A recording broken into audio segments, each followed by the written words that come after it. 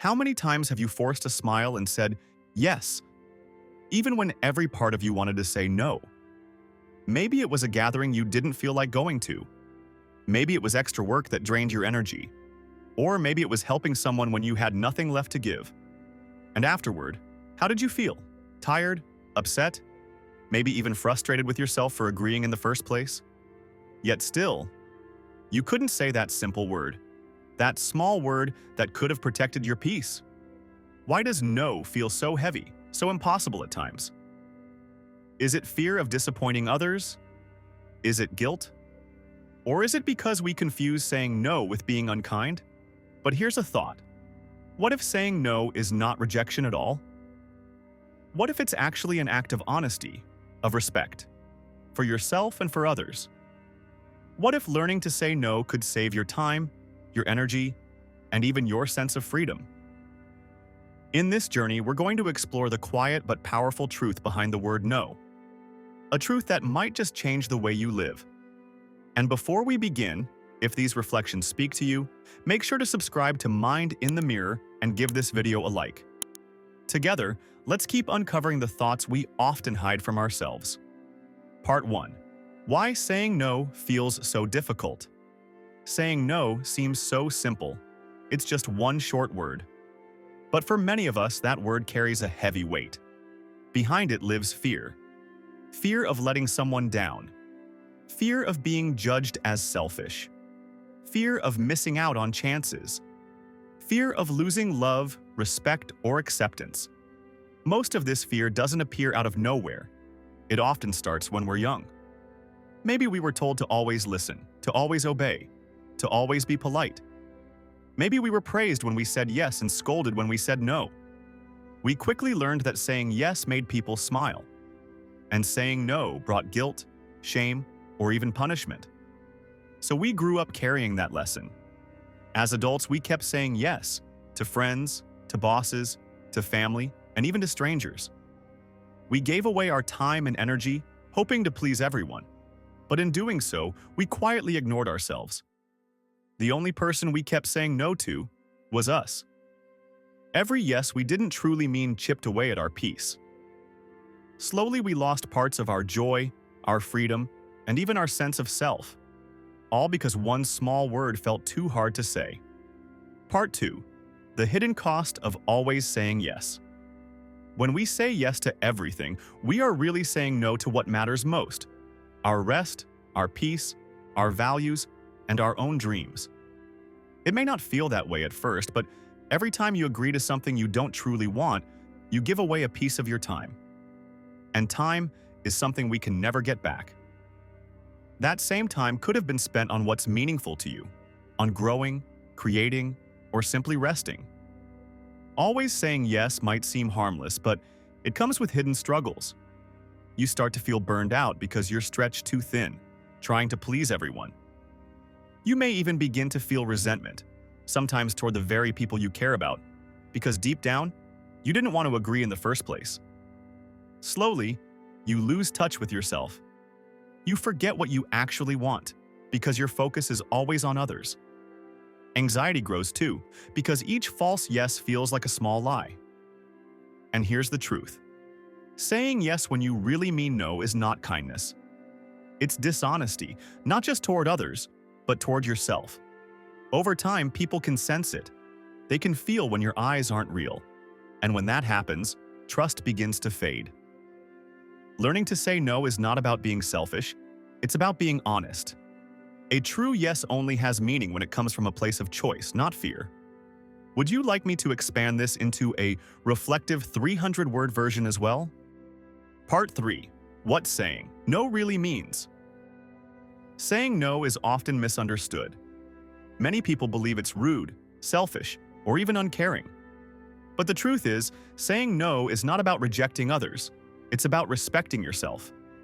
When you say no, you're not turning your back on people. You're simply saying, I choose to honor my limits. You are protecting your time, your energy, and your peace of mind. Life has limits, and no one can do everything. Accepting that isn't weakness, it's wisdom. Think of it not as a wall, but as a doorway. It doesn't push people away, it protects what's inside. It allows you to decide what enters your life and what stays out. Each time you say no to something unimportant, you are creating space for what truly matters: your health, your values, your relationships, and your real dreams. A healthy no is an act of honesty. It shows that you are clear about who you are and what you need. It may feel hard at first, but over time it builds stronger trust. People begin to see your yes as genuine because they know you don't say it lightly. Saying no is not less kindness, it's clearer boundaries. And those boundaries lead to more balance, more respect, and more freedom. Part 4. The freedom that comes with no. Here's the truth about no. It doesn't just protect you, it strengthens your yes. When you begin to say no, your yes gains real power. Because now, when you say yes, it isn't from guilt, fear, or pressure. It's from choice. It comes with honesty, intention, and joy. People know your yes is genuine, and that makes it valuable. Saying no also brings freedom. Freedom to rest when your body and mind need it. Freedom to follow the things that inspire you, the ones that make your heart feel alive. Freedom to spend time with the people who truly matter, instead of scattering your energy everywhere. No is not a rejection of life. It's a way of protecting the parts of you that deserve care. By saying no, you create space to live with purpose, and that space allows your yes to shine brighter than ever. Part 5. Why we feel guilty and how to let go. Guilt often hides behind the word no. We feel guilty for saying no to others, guilty for not meeting expectations, guilty for choosing ourselves first. But guilt isn't always proof that we did something wrong. Many times it's just the echo of old lessons, voices that told us we must always please others, even if it costs us our peace. When guilt rises, pause and ask yourself, am I guilty because I caused real harm? Or do I feel guilty simply because I dared to protect my own well-being? Letting go of guilt begins with remembering this truth. Caring for yourself is not selfish, it is essential. You cannot pour from an empty cup. By honoring your limits, you keep your energy, your kindness, and your love alive. And when you do that, you're able to show up for others in a truer, stronger, and more generous way. Part 6. How to say no without fear. Saying no doesn't have to be harsh. It can be done with honesty and kindness. The key is to keep it clear and respectful. You don't need to give long speeches or excuses. A simple, "I'm not able to do that right now," is enough. Or, "Thank you, but I can't commit to this." Remember, the more you explain, the weaker your no sounds. No is a complete sentence, and it's okay to leave it at that. If you want, you can soften your no by offering what you can. For example, "I can't this week, but I'd love to help another time." That way, you set boundaries while still showing care. At first, saying no may feel heavy and uncomfortable, but with practice, it becomes natural. Like a muscle, the more you use it, the stronger it gets, and the lighter you feel. Part 7. The deeper meaning of no. Saying no is not just about shutting doors, it's about opening the right ones. When you say no to unhealthy relationships, you're really saying yes to peace and respect. When you say no to extra work that will drain you, you're choosing your health and balance. When you say no to things that don't align with your values, you're saying yes to the life you want to live. No does not mean rejection. It means redirection. It's a way of guiding yourself back to what matters most. Each no protects your time, your energy, and your well-being. It clears space for what truly deserves a yes. Remember, every no is also an act of self-respect. And when you stand by it, you honor your truth. Saying no is not the end of connection. It's the beginning of living more honestly with yourself and others.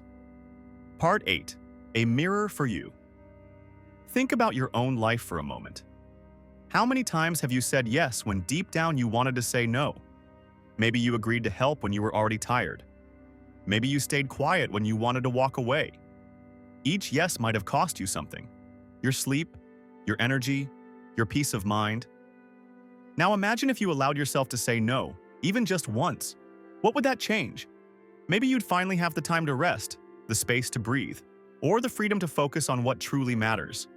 Saying no doesn't mean you're selfish. It means you're protecting yourself. It means you're making room for the things that truly deserve your yes. Sometimes the smallest no can create the biggest shift. It can return joy, bring peace, and remind you that your life belongs to you. Outro. Saying no is not about being cold or unkind. It's about choosing honesty, with others and with yourself. When you say no, you protect your time, you protect your energy, you protect your peace.